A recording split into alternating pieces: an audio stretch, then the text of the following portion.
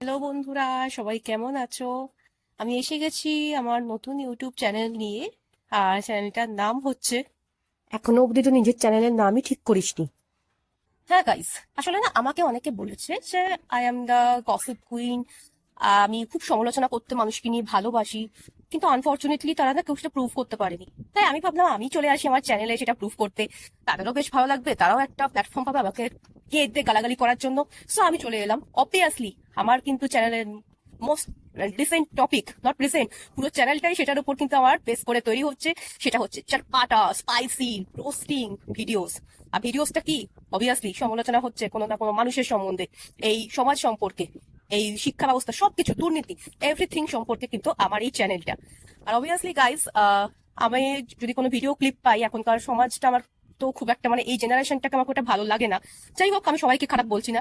যদি কোনো video clip পাই আমি কিন্তু তোমাদের সাথে সেটা নিশ্চয়ই শেয়ার করবো। তোমরা যদি কোনো ভিডিও ক্লিপ পাও যে এখানে এই সিচুয়েশনে এতটা জিনিস না করা উচিত ছিল, একটু পোলাইট ভাবে কোনো মানুষ কথা বলতে পারতো, আর একটু প্রতিবাদী হওয়া উচিত ছিল, তোমরা কিন্তু সেটা আমার সাথে শেয়ার করতে পারো।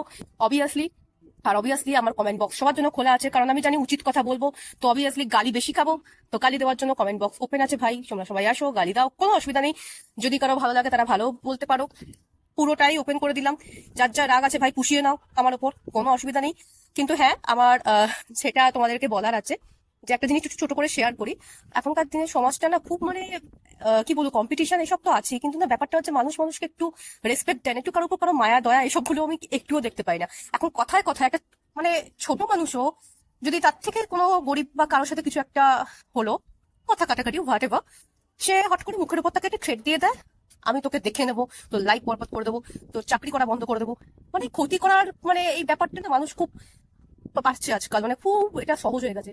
কিন্তু সেই মানুষটা যখন তার কোনো উপকার করছে, তখন হয়তো 10 কোটি টাকা বা কিছু টাকার অ্যামাউন্ট দিয়ে থ্যাংক ইউ বলে ত্যাগ হয়ে গেল।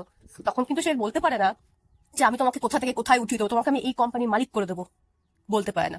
তখন নয় তোমাকে যোগ্যতা দেখাতে হবে, ইউ ডোন্ট হ্যাভ স্কিলস, আর নয় তোমাকে কম্প্রোমাইজ করতে হবে। এটা হয়ে গেছে সমাজ। সো যাই হোক, এই নিয়ে আমার টপিক, আমি জাস্ট একটা ছোট্ট ঘটনা শেয়ার করলাম। তোমরা সবাই আমাকে আশীর্বাদ করো, আমার সাথে থেকো, আমাকে সাপোর্ট করো, তাহলে আমি এগোতে পারবো না। তো আজকের মতন বাই বাই, থ্যাংক ইউ।